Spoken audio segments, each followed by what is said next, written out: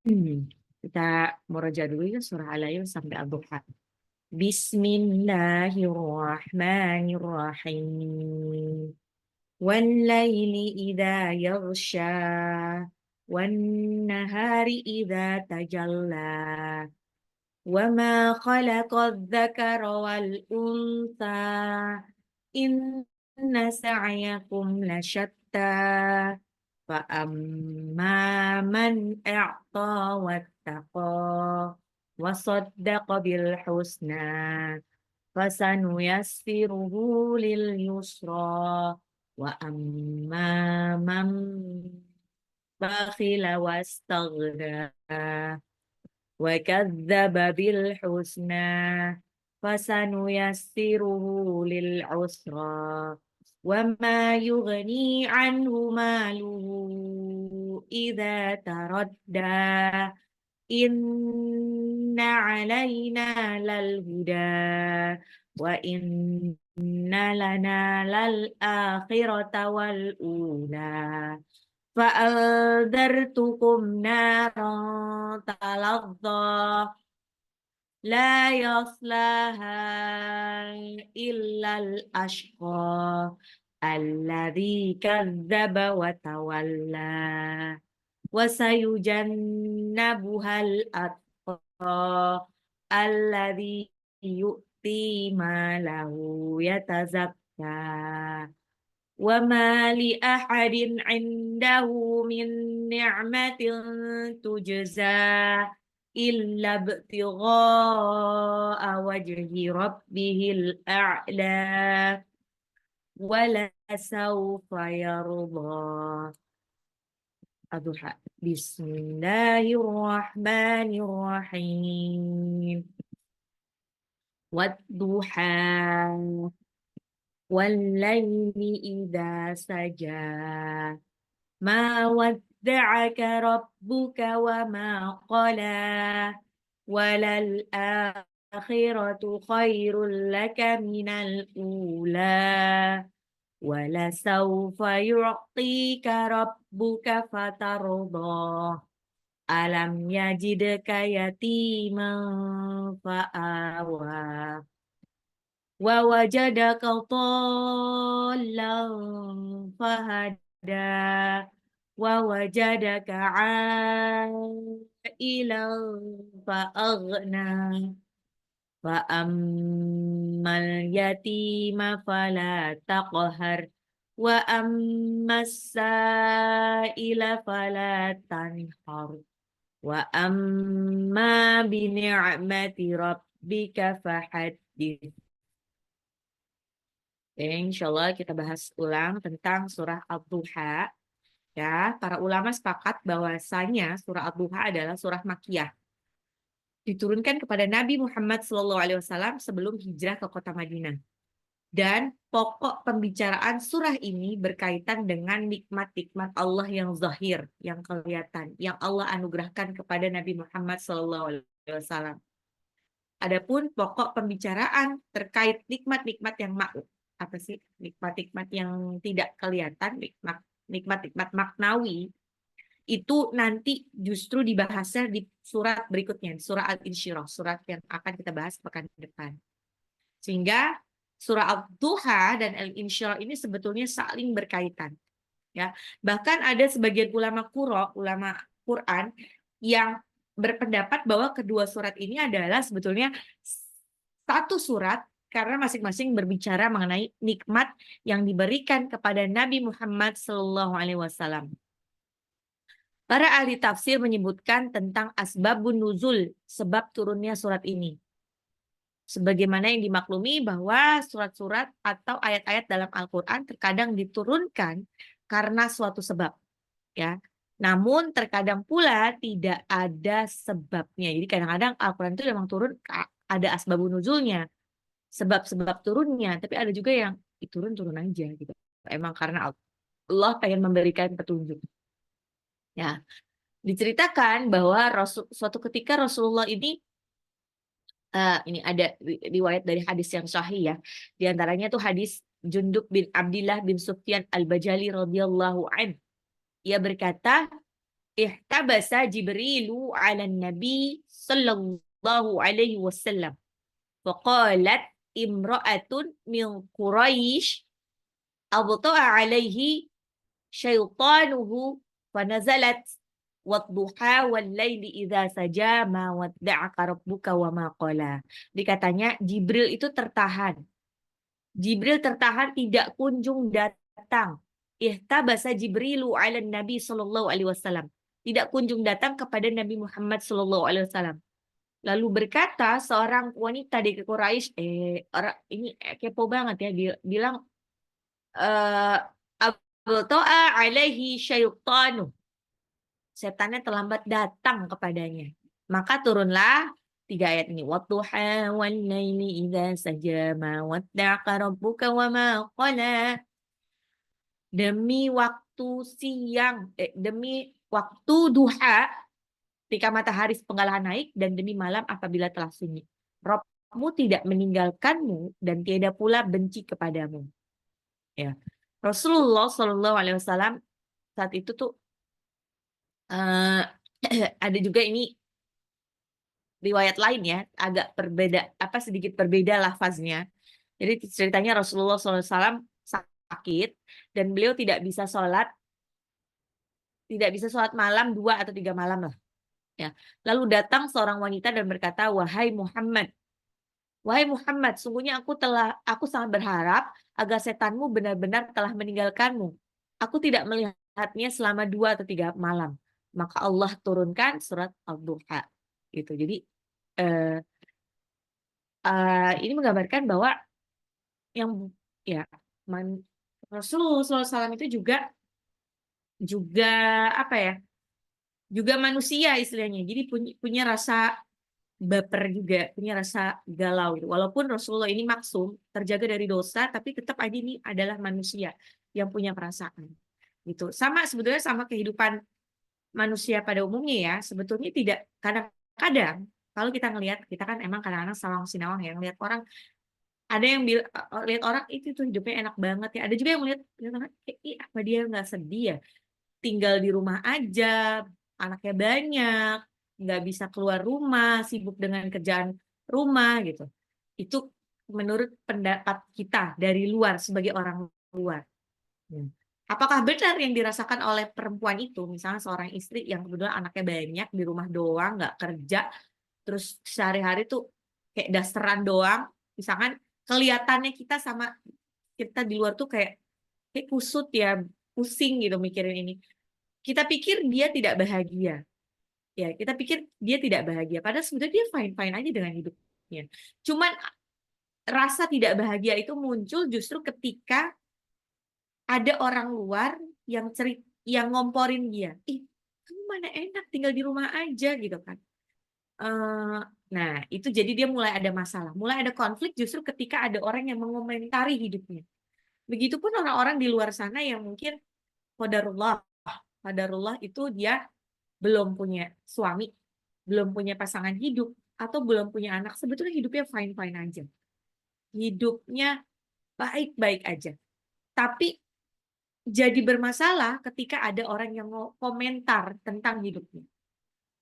Begitupun tentang istri, ini sering tuh saya dapat curhatan misalkan suaminya kurang romantis. Apakah itu masalah? Sebetulnya nggak masalah banget ya. Jadi masalah ketika ada orang lain yang kayak ngomentarin, atau ada orang lain yang membanggakan suaminya di hadapan kita, gitu kan. Jadi kita tuh jadi ngerasa tidak bersyukur dengan suami kita yang sebetulnya baik banget.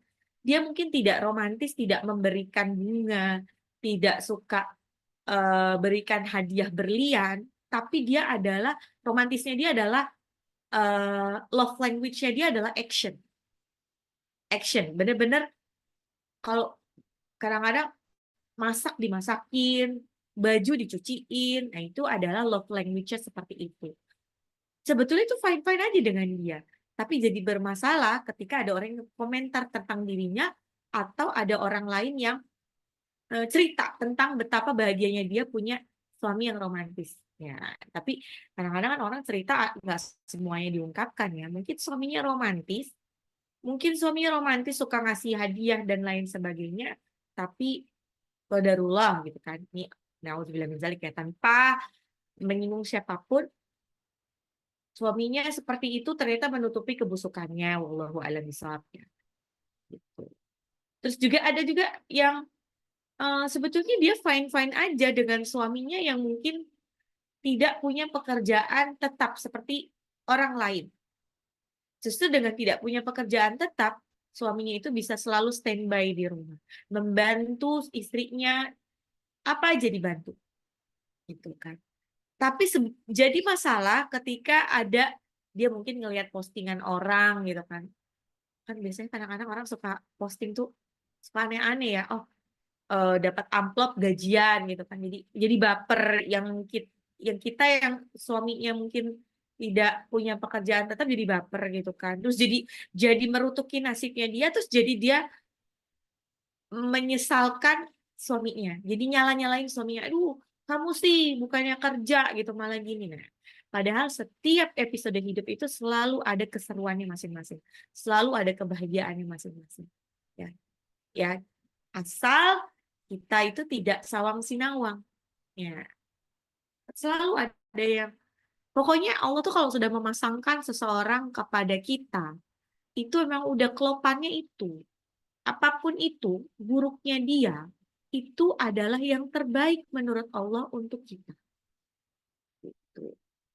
Oke, terus siapa sih wanita yang julid? Kita nyebutnya wanita julid ya. Wanita julid yang bikin Rasulullah sampai baper gitu. Bapernya bukan baper ini, tapi baper sedih gitu kan. Wanita julid itu dikisahkan menurut eh, ulama tafsir namanya adalah Ummu Jamil binti Harb. Saudarinya Abu Sofyan bin Harb. Dia adalah istrinya Abu Lahab nih. Abu Lahab ini, Ummu Jamil ini bahkan sampai masuk ini loh, masuk dalam surah Al-Lahab ya. Wa imra'atuhu hammalatal hatab fi jidha hablum mim masad. Dan perempuan yang memegang kayu bakar. Kenapa? Karena dia tuh yang suka ngomporin, tukang kompor. Sampai diabadikan di surah Al-Lahab. Emang sukanya ngomporin, julid banget suka ngomporin. Gitu. Ya. Jadi ini Ummu Jamil binti Harb, istrinya Abu Lahab adalah perempuan yang mengomporin Rasulullah saat itu. Nah, jadi para ulama juga menyebutkan ya keterkaitan antara surat Ad-Duha dengan surat sebelumnya ini surah Al-Lail. Surah Al-Lail ini kan turun ketika sahabat Abu Bakar radhiyallahu an, maksudnya sahabat Rasulullah yang namanya Abu Bakar radhiyallahu an berkorban dengan mengeluarkan hartanya untuk membebaskan budak-budak yang lemah. Ya, jadi Abu Bakar ini gila-gilaan lah apa namanya sedekahnya gitu kan, sedekah wakafnya ini salah satunya dengan memerdekakan budak Bilal dan budak-budak lainnya, terutama budak-budak wanita tua. Dan Allah membuatnya ridho. Sedangkan surah Al-Duha berkaitan dengan gurunya Abu Bakar yaitu Nabi Muhammad SAW. Di mana Allah juga membuatnya ridho. Ridho itu apa sih? Ridho itu rela. Nah, eh, puas. Kalau seseorang ridho dengan perlakuan orang lain, dia akan puas, masa happy, masa senang. Permulaan ayat dari surah Ad-Duha dimulai dari wadduha, demi waktu duha. Nah, jadi waktu duha ini ada perbedaan pendapat eh, khilafiyah ulama tafsir ya. Sama seperti waktu tafsir ayat pertamanya Asyam wadduhaha. Nah, sebagian ulama berpendapat duha di sini adalah an-naharu kulluhu. An-naharu kulluhu. Nah, an-naharu kulluhu itu adalah nahar siang. Nah, siang. Duha ini lebih diartikan secara general waktu siang. Ya. Jadi bukan sekedar waktu duha itu doang. Ya. Kenapa? Karena dalil setelahnya adalah walaili idza saja, demi malam apabila telah sunyi. Di mana Allah bersumpah dengan nama malam. Berarti sebelumnya duha itu ya nggak lain dan nggak bukan ya wan nahar, demi siang. Sama aja duha sama siang. Ya, gitu. Ya emang kalau di dalam Al-Quran, literasi Al-Quran, Allah itu menyebutkan duha itu ya siang. Kayak di surah apa ya? Al-A'raf. Al-A'raf. Al-A'raf itu kalau nggak salah di ayat 98. Awa awa amina ahlul qura an ya'tiyahum ba'suna duhan wa huwa yal'abun. Duha di situ ada. Atau apakah penduduk negeri ini merasa aman dari siksaan kami yang datang di waktu duha yang siang hari ketika mereka sedang bermain. Kata para ahli tafsir, duha di sini maksudnya adalah siang. Jadi karena azab Allah itu datangnya malam hari ketika orang-orang sedang tidur atau datang di siang hari ketika orang-orang sedang beraktivitas. Di ayat tersebut diungkapkan dengan memakai kata duha untuk menunjukkan kata siang. Ya, ada juga ya duha. Jadi pokoknya intinya duha itu artinya bisa duha ya memang waktu duha atau siang. Duha atau waktu siang. Ulama yang menyebutkan maksudnya waduha ini adalah spesifik ke waktu duha karena disebutkan waktu duha ini adalah spesial. Ya. Kenapa? Karena ini waktu duha itu istilahnya waktu lagi sibuk-sibuknya. Waktu lagi kemerungsungnya lah. Kalau kerja lagi mulai-mulainya kerja, mau dia kerja di kantor atau kerja di sawah, lagi mulai-mulainya kerja, lagi mulai-mulainya sibuk. Ya.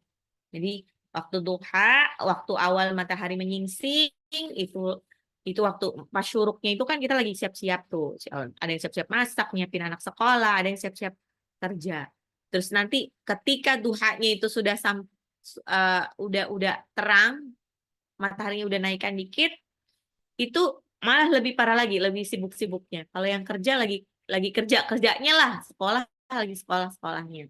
Nah, ya, terus nanti akhir waktu duha itu jelang zuhur itu wah itu lebih parah lagi, itu udah deadline menjelang makan siang. Biasanya kalau kerja di kantoran sebelum makan siang harus sudah kelar ya.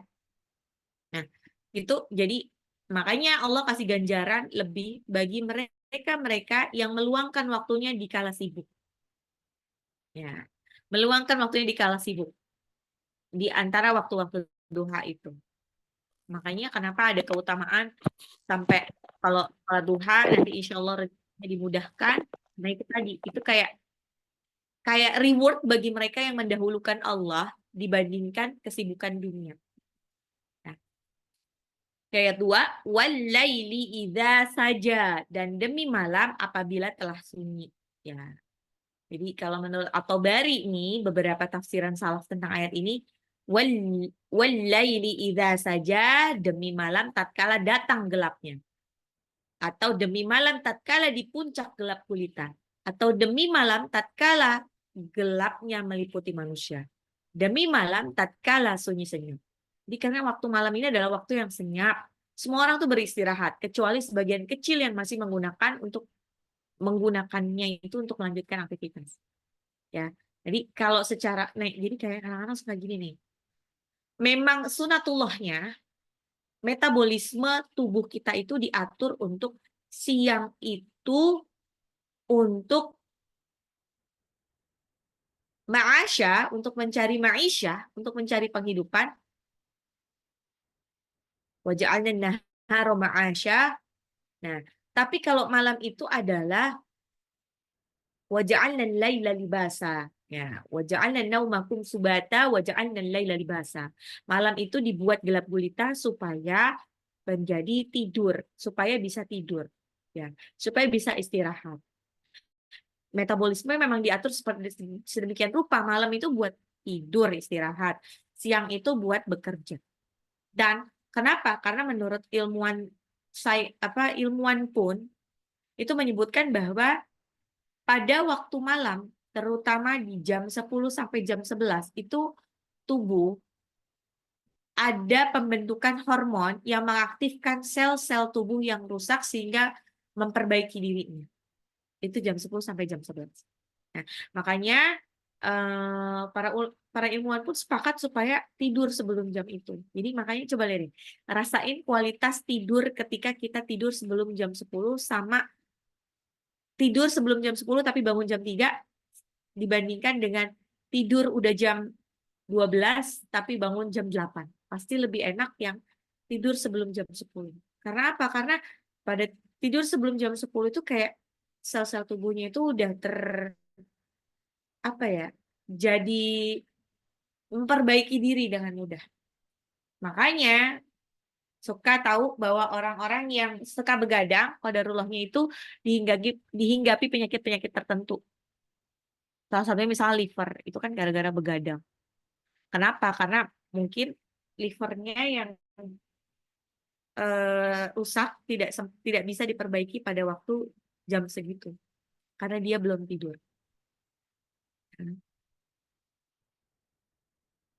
Oke, ayat 3-nya kata Allah, ma wadda'aka rabbuka wa ma qala. Ma wadda'aka, Tuhanmu tidak meninggalkan engkau, ya. Rabbuka apa? Tuhanmu. Ma wadda'aka, tidak meninggalkan engkau. Rabbuka, Tuhanmu. Tuhanmu tidak meninggalkan engkau. Wa ma qala, dan tidak pula membencimu. Setelah Allah bersumpah dengan nama duha dan malam, siang dan malam, Allah menyatakan dua pernyataan. Pernyataan pertama, Allah tidak akan pernah meninggalkan Rasulullah. Pernyataan kedua, Allah juga tidak akan pernah membenci Rasulullah SAW. Ya, pada bagian pertama tuh Allah mengungkapkan kalimat Rabbuka. Dan nama Ar-Rabb mengandung sifat rububiyah, ketuhanan, tarbiyah. Seakan-akan Allah ingin menenangkan hambanya, menenangkan Rasulullah. Wahai Muhammad, Rabbmu lah yang telah mentarbiyah dan mendidik engkau dengan tarbiyah khusus, perhatian kepada engkau, maka sampai kapanpun Rabbmu tidak akan mungkin meninggalkan engkau. Jadi nggak seperti persangkaan si Ummu Jamil, istrinya Abu Lahab tadi. Ya, ya. Ini pokoknya udah jelas-jelas. Ma tarokaka mudu' tanabik. Allah tidak meninggalkanmu sejak Allah perhatian terhadapmu. Jadi gini nih, seharusnya yang selalu kita tanamkan dalam hati kita tuh adalah gak apa-apa ditinggalin siapapun di dunia ini asal tidak ditinggalkan Allah. Karena kalau kita tidak ditinggalkan Allah, maka kita akan selalu berada dalam penjagaan Allah. Kalau kita misalkan kesepian, Allah akan kirimkan teman-teman yang baik yang akan menemani kita. Tidak hanya di dunia mungkin, tapi juga di surga. Kalau kita qadarullah tidak diizinkan Allah punya anak di dunia, maka Allah akan kirimkan anak-anak dalam bentuk lain. Anak-anak ideologis, anak-anak ideologis, anak-anak yang dia tidak bukan dari biologis kita, tapi dia dibesarkan dengan ideologis kita dan kelak akan menjadi pahala jariah sampai kapanpun. Nah, sebetulnya ini kadang-kadang gini, segala sesuatu yang ada di dunia ini kan cuma perhiasan. Segala yang ada di dunia ini cuma perhiasan. Ya, jadi kayak titipannya Allah. Nah, dan mungkin kalau dirunut-runut ya senengnya cuma sebentar ya. Nah, apakah mereka yang punya anak banyak itu punya kebahagiaan yang lebih banyak dibandingkan yang tidak punya anak atau punya anak dikit? Tidak juga. Banyak justru di antara mereka yang punya anak banyak malah tidak bahagia. Kenapa? Qadarullahnya karena dia tidak siap mungkin menerima amanahnya, akhirnya anaknya itu tidak terdidik dengan sempurna. Qadarullahnya ketika dia tua, seharusnya kan dia enak ya, bisa tinggal di anak manapun. Tapi ternyata tidak. Ternyata tidak. Anaknya nggak ada yang mau menampung dia. Atau dia qadarullah berakhir justru di panti jompo. Anaknya banyak, tapi tidak ada satupun yang bisa menjadi amal jariah buat dia. Qadarullah anaknya keblangsak semuanya. Nauzubillahi min dzalik. Kayak gitu. Jadi sebetulnya apa esensi punya anak? Senangnya di mana punya anak? Ayo. Jadi ini bukannya ini ya. Jadi maksudnya ini buat nanti bilang oh itu child free. No, bukan. Ini lebih ke untuk menyadarkan kita bahwa apapun yang diberikan sama Allah itu adalah yang terbaik. Ya. Diberikan anak banyak, diberikan anak sedikit atau tidak punya anak, diberikan suami, tidak diberikan suami itu adalah takdir yang terbaik dari Allah. Karena inna ja'alna ma'alal ardi zinatan laha linabluwahum ayyuhum ahsanu amala. Sesungguhnya kami telah menjadikan apa yang ada di atas bumi sebagai perhiasan, zinatan. Perhiasan baginya agar kami menguji mereka siapakah di antara mereka yang lebih baik perbuatan. Jadi semua itu yang kita bilang nikmat itu cuman perhiasan. Perhiasan yang ada harus ada outputnya. Outputnya adalah apakah kita berhasil menjalankan amanah dari Allah ketika kita diberikan seorang suami. Apakah kita berhasil menjalankan amanah dari Allah ketika kita diberikan banyak anak? Apakah kita berhasil mendidik anak-anak itu jadi orang benar? Nah, gitu aja. Jadi intinya gimana? Semakin banyak anak, semakin ada kemungkinan seorang orang tua malah makin banyak dia bisa masuk neraka. Kenapa? Kalau anak-anaknya gak ada yang bisa baca Al-Quran. Kalau anak-anaknya gak ada yang bisa sholat. Udah, cuma dia. Punya anak banyak tapi justru menjerumuskan dia masuk neraka. Tapi tidak sedikit mereka-mereka yang tidak punya anak satupun justru dia punya uh, uh, poin tiket untuk masuk surga dari jalan amal jariah. Oh bisa, padahal anaknya nggak ada. Karena dia punya banyak anak-anak ideologis. Anak-anak yang dibesarkan dengan ideologisnya. Anak-anak yang dibesarkan dengan uangnya, uang halalnya, untuk dia menuntut ilmu agama. Gitu. Oke. Punya apa? Mawadda'aka rabbuka wa ma qala, dan Tuhanmu tidak meninggalkanmu dan tidak membencimu. Ini sama ya, sama kata-kata la ta'khudhuhu sinatun wa la naum, tidak mengantuk dan tidak tidur. Jadi Allah ini nggak pernah ngantuk, nggak pernah tidur, nggak pernah ditinggalkan. Apakah doa kita itu selalu didengar sama Allah? Didengar kok. Dengar, walaupun pada saat yang bersamaan semua berdoa, seantero jagat ini berdoa, di langit dan bumi berdoa, yas'aluhu man fis samawati wal ard kulla yaumin huwa fi sya'n. Terus apakah doanya itu harus pelan-pelan atau harus keras-keras, harus berjamaah, harus dipimpin doanya oleh seorang ustadz, ataukah harus sendiri-sendiri di tengah gelapnya malam? Yo, kira-kira yang mana? Kata Allah, wa asirru qawlakum awijharu bih. Innahu alimun bidzatis sudur. Sesungguhnya dia maha mengetahui segala isi hati. Segala isi hati.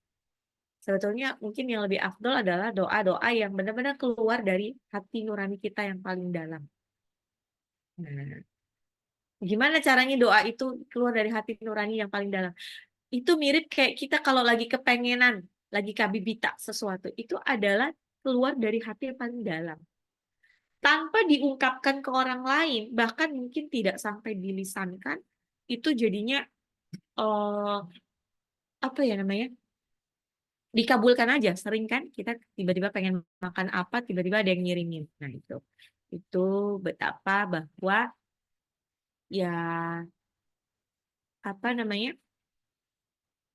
Allah Maha baik, Maha mendengar.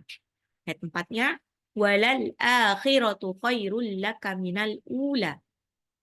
Dan sungguh yang kemudian itu lebih baik bagimu daripada yang permulaan. Ya. Walal akhiratu khairul laka minal ula. Jadi kata Allah, ini kayak membesarkan hati Rasulullah ya. Tenang aja, kamu sedih-sedih gitu, dunia itu nggak ada seberapanya dibandingkan akhirat. Bahkan disebutkan oleh dalil sahih bahwa kenikmatan dunia itu cuman seperti kita menyelupkan jari ke lautan lepas terus diangkat. Air-air yang masih tersisa di jari kelingking kita itu adalah kenikmatan dunia. Sesepele itu. Ini makanya nih, Bun, namanya hidup itu pasti penuh ujian dan cobaan. Ada yang diuji dengan kesedihan, kehilangan, kesakitan, ekonomi, dan lain-lain, semuanya pasti diuji. Qadarullah, semuanya diuji. Ya Allah. Makanya ini kadang-kadang saya tuh mumetnya tuh sehari-hari justru bukan karena drama kehidupan saya ya. Drama kehidupan pasti ada lah ya. Tapi justru mumetnya itu sama drama kehidupan orang lain yang kebetulan curhat ke saya. Dan qadarullah, saya kadang-kadang suka terpana ya. Unbelievable banget. Ujian-ujian orang itu beda-beda banget. Tergantung dari apa? Tergantung dari kapasitasnya. Ada yang nih, ini qadarullah banyak ya, yang ujiannya itu lebih ke pasangan hidup. Pasangan hidupnya tidak sesuai, tidak sesempurna yang dia bayangkan. Tidak seperti karakter ideal yang dia inginkan. Yang soleh, cakep, kaya, baik, dan lain sebagainya. Nah, ada yang suaminya itu padahal baiknya minta ampun, cuman nggak sholat. Nah, tapi itu jadi masalah. Ada juga yang suaminya itu sholat terus, tapi dia nggak kerja. Itu juga jadi masalah. Ada yang suaminya itu baik banget. Nih, kalau dulu ada cerita-ceritanya. Apa nih? Saya tidak, insya Allah segala cerita-cerita itu bisa jadi hikmah. Tidak akan saya ceritakan siapa orangnya, siapa orangnya, siapa orangnya. Tidak. Cuman ini jadi hikmah aja buat kita tuh jadi kayak kontemplasi diri, nggak merasa paling malang ke dunia. Ada yang suaminya itu baik banget. Masya Allah. Baik banget. Benar-benar yang eh, menghujani istrinya dengan hadiah. Hadiah itu ya nggak tanggung-tanggung, nggak benar-benar mahal-mahal. Tapi apa? Tapi suaminya punya kebiasaan KDRT. Jadi kadang-kadang suka jadi miris gitu kita kalau ngelihat dia ya. Kita ngelihat dia bengep-bengep gitu, tapi dia menenteng tas baru gitu. Tasnya yang mahal gitu, kadang-kadang tas LV. Kita udah nebak sebagai orang dekat, dia habis dipukulin. Dan qadarullah si suami itu sadar gitu kalau habis dipukulin terus dikasih duit yang banyak gitu. Baik kan? Tapi itu ujian. Ada juga suami yang ya Allah baiknya minta ampun. Baik banget. Cuman pelit. Cuman masalahnya dia pelit. Nah, ya itu jadi masalah juga buat sebagian. Ada yang masalahnya adalah cuman kehilangan pekerjaan. Nah, kehilangan pekerjaan. Aduh. Terus ada lagi, ini masalah ini beneran ya. Ini terjadi di santri saya, salah satu santri.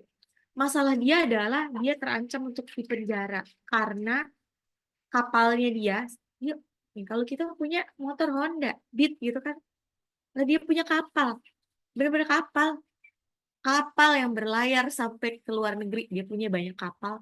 Salah satu kapalnya itu disewa sama orang, terus dia kapalnya itu melintasi jalur yang tidak seharusnya. Jadi apa? Jadi yang kena masalah adalah dia. Jadi dia bisa terancam masuk penjara karena menyalahi izin, kalau pesawat izin terbang ya. Ini menyalahi izin eh, berlayar. Nah, masalahnya unbelievable banget kan. Ada yang masalahnya adalah dia sakit, sakit yang qadarullah susah untuk disembuhkan. Semuanya banyak masalah. Nggak ada yang tidak ada masalah. Kalau ada yang bilang dia tidak ada masalah, kemungkinan besar itu hoax. Ya. Atau kalau ada orang yang merasa dia tidak ada masalah, coba dilihat, cek diri dia. Apakah dia sholatnya oke? Apakah dia ngajinya oke? Kalau tidak, jangan-jangan itu istidraj. Bukannya nikmat dari Allah. Atau kalau, oh semuanya baik kok, terus tidak ada masalah sama sekali. Jangan-jangan dia yang mengaku tidak ada masalah, itu udah mati. Gitu. Jadi semua itu pasti ada masalah. Kata Allah, walal akhiratu khairul laka minal ula, dan dunia akhirat lebih baik daripada dunia, ya. Terus wala saufa yu'tika rabbuka fatardha. Wala saufa, sungguh kelak, yu'tika, Tuhanmu memberikan karunia kepadamu, yu'tika rabbuka fatardha, sehingga engkau menjadi ridho, ya, sehingga engkau menjadi puas. Nah, kalau ada balasan yang paling memuaskan, balasan yang paling seadil-adilnya, itu cuman ada balasan di akhirat nanti. Cuma ada balasan di akhirat nanti. Ya. Seadil-adilnya balasan ya di akhirat. Tidak ada di dunia. Nah, makanya kita nggak usah terlalu fokus sama dunia. Dunia ini tempatnya kecewa. Dunia ini tempatnya sakit hati. Dunia ini tempatnya capek, Bun. Capek kalau cuman mengharapkan kesempurnaan di dunia. Nggak ada yang sempurna di dunia ini. Nggak ada yang sempurna di dunia ini. Tidak ada suami yang sempurna, tidak ada anak yang sempurna, tidak ada teman yang sempurna, tidak ada keluarga yang sempurna. Yang ada cuma Allah yang maha sempurna. Jadi makanya kita tuh kalau misalkan berharap, berharap sama Allah aja. Biar Allah yang mencukupi kita. Biar Allah yang membuat kita tidak sepi. Ya, orang-orang yang suka merasa kesepian, nanti kita kalau meninggal juga sendirian di kuburan. Kata Allah, ini kan Allah reminder ya, ya Allah tuh nggak pernah ninggalin kamu, kok Allah nggak pernah benci sama kamu, Rasulullah.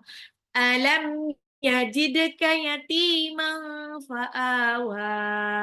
Alam, bukankah yajidka, dia mendapatimu, yatiman, seorang yatim, fa'awa, lalu dia melindungimu.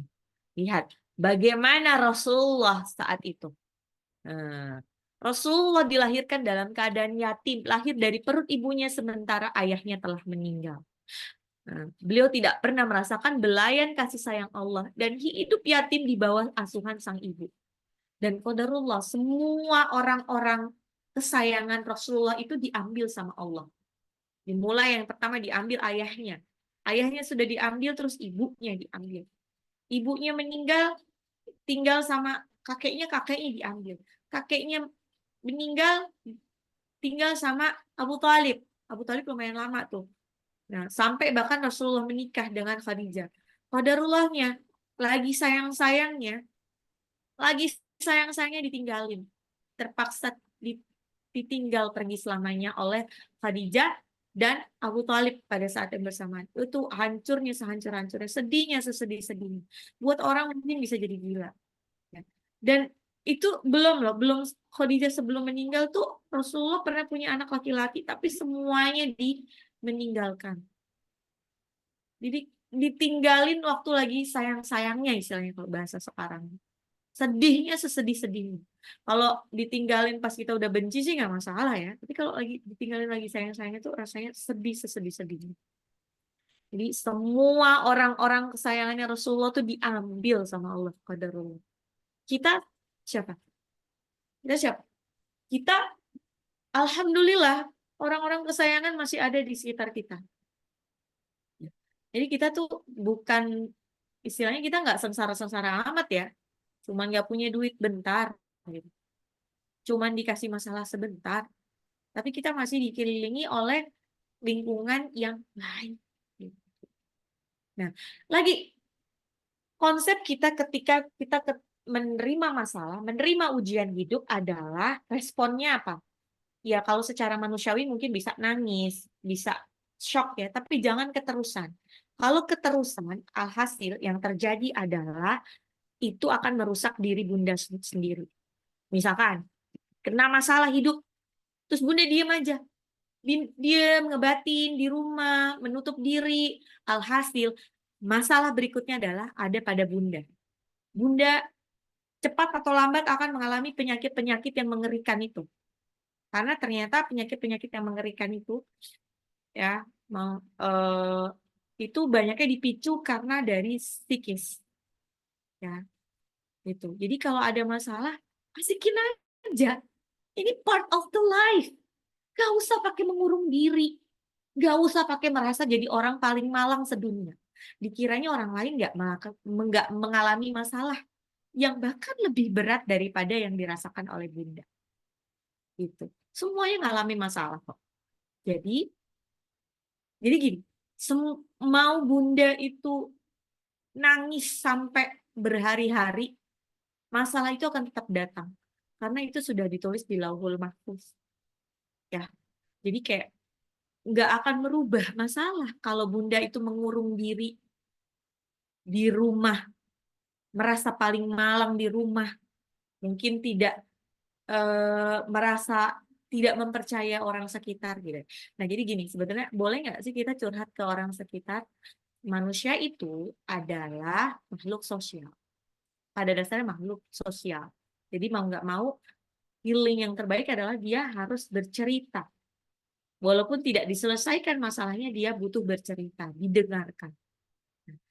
Perkara bercerita ke siapa, cari orang yang benar-benar amanah, insya Allah. Nah, tentu saja bercerita yang paling baik adalah kepada Allah, gitu kan. Tapi kan kita juga butuh untuk didengarkan sesama manusia. That's it, that's okay, gitu kan. Itu untuk menjaga kewarasan sebetulnya, lebih ke untuk menjaga kewarasan. Makanya kenapa kita makin tua tuh harus mempunyai circle yang positif, circle yang salehah. Jadi kalau kita once we get the trouble, saat kita mendapatkan masalah, kita punya teman-teman yang menyemangati itu teman-teman yang baik, teman-teman yang salehah. Jadi nggak akan menjerumuskan kita semakin dalam. Gitu ya.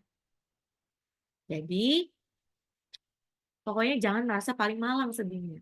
Kalau Bunda, misalkan qadarullah suaminya selingkuh, terus Bunda malah sedih, sesedih-sedihnya sampai lepas hijab, itu yang rugi adalah Bunda.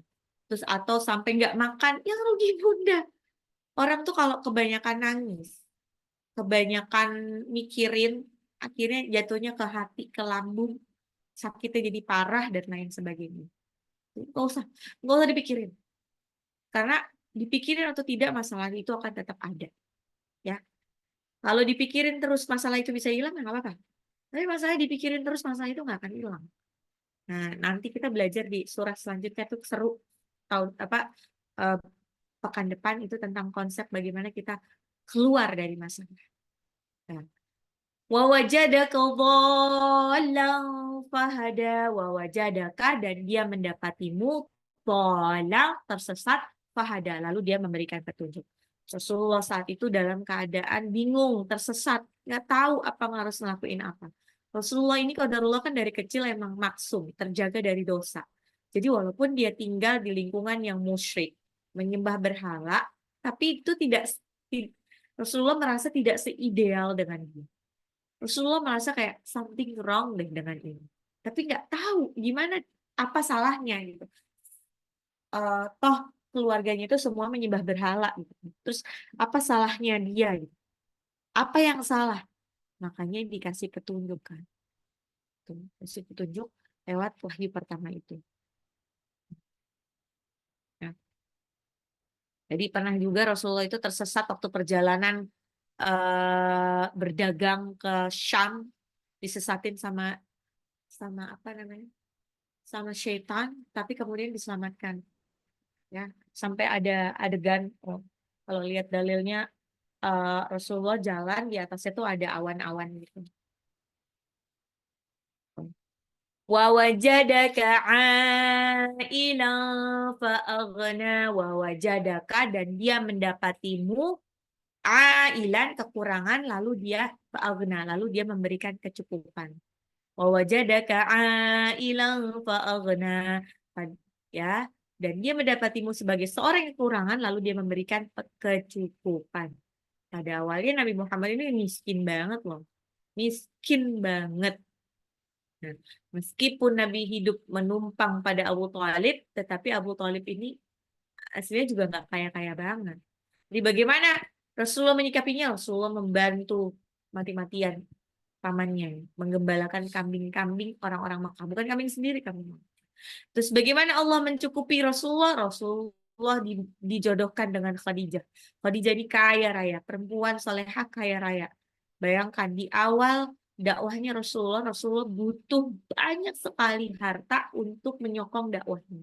Kenapa? Karena yang dihadapi Rasulullah ini adalah perbudakan, ke orang kafir Quraisy yang kaya raya. Jadi uangnya tuh habis di awal-awal itu untuk apa? Untuk mungkin bangun masjid, untuk memerdekakan budak dan lain sebagainya. Dan Masya Allah, Khadijah ini walaupun kaya raya, terpandang. Dan Rasulullah bukan, istilahnya bukan siapa-siapa dulu, tapi hormatnya, taatnya kepada Rasulullah tidak, maksudnya tidak diragukan lagi. Keren banget. Padahal biasanya perempuan tuh kalau hebat biasanya agak sombong. Agak sombong kayak nggak butuh laki-laki gitu. Nah, fa'ammal yatima fala taqhar. Fa'amma maka yatima terhadap anak yatim fala taqhar. Janganlah engkau berlaku sewenang-wenang. Ya, sebagaimana engkau yatim. Ini kayak ngingetin Rasulullah, reminder Rasulullah, kamu tuh kalau sama anak yatim nggak boleh sewenang-wenang ya. Karena kamu juga yatim. Di ayat ini merupakan ayat yang paling dimengerti Nabi Muhammad. Nabi Muhammad SAW benar-benar mengetahui bagaimana kondisi seorang anak yatim. Karena Nabi pada masa kecilnya hidup dalam keadaan yatim. Eh, ya, dan yatimnya Nabi ini benar-benar yatim yang sempurna karena nggak pernah ngerasain gimana rasanya punya ayah. Udah meninggal ketika Rasulullah masih di kandungan. Hmm. Baru sebentar ngerasain senengnya punya ibu, meninggal pula ibunya. Baru sebentar merasakan rasanya punya sosok ayah yang digantikan oleh kakek, meninggal juga kakeknya. Terus terus deh. Ya.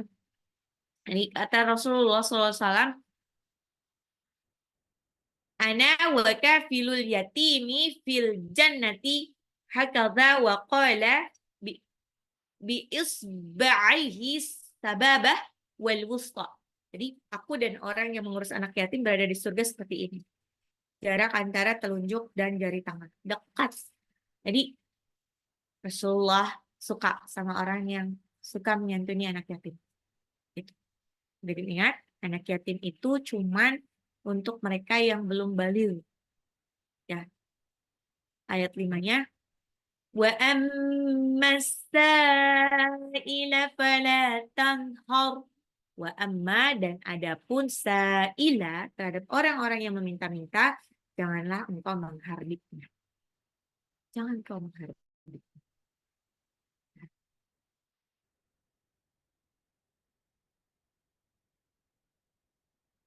Dan akhir wa amma sa'ila fala tanhar wa amma bi ni'mati rabbika fahaddis. Wa amma dan terhadap bi ni'mati terhadap nikmat Tuhanmu, Rob, ya bi ni'mati rabbika nikmat Tuhanmu, hendaklah engkau fahaddis bersyukur. Bersyukur. Kita harus bersyukur. Syukurnya kita dikasih mata yang sempurna ya dengan melihat yang baik-baik. Dikasih kaki yang sempurna, kita langkahkan kaki kita ke masjid, ke kajian, ke tempat-tempat yang baik, bukan ke tempat-tempat yang bermaksiat. Nah, begitupun yang lain sebagainya. Kita diberikan harta yang berlimpah, kita gunakan harta kita untuk di jalan Allah. Oke. Demikian sudah selesai Al-Duha. Apakah ada pertanyaan?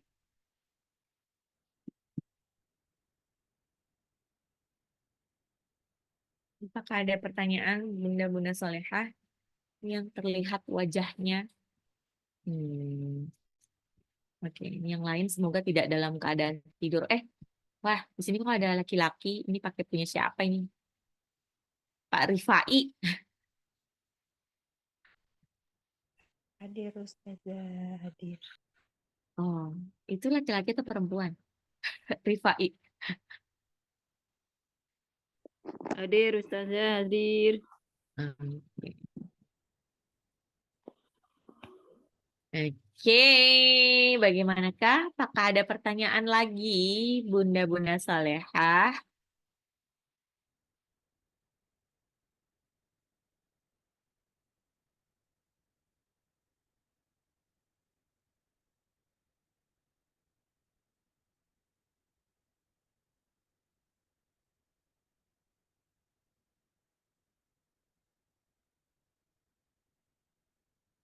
Baiklah, kalau tidak ada pertanyaan lagi, ya,